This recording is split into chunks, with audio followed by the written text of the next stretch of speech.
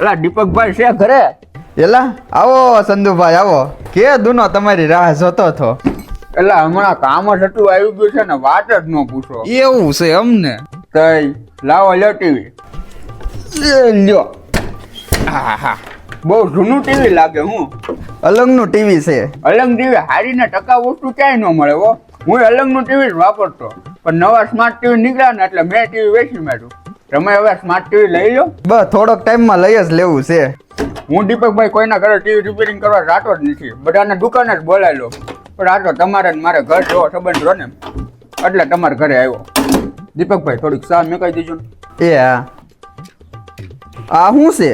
ટીવીમાં કઈ જગ્યાએ ફોલ્ટ છે ને એ ગોતવાનું મશીન છે. આવું મશીન તમે ક્યાંય નહીં જોયું હોય. એટલે જ તો પૂછ્યું મેં. આખા ભાવનગરમાં પહેલા નંબર આવે આ સંડુભાઈનું નામ બધી વસ્તુ રિપેરિંગ કરવામાં.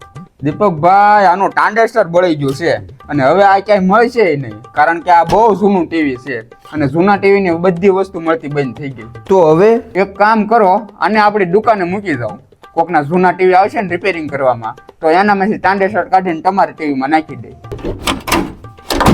થોડીક ચા મુકાઈ દેજો ને. એ હા.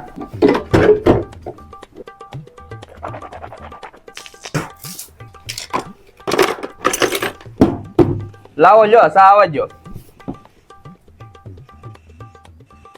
બસ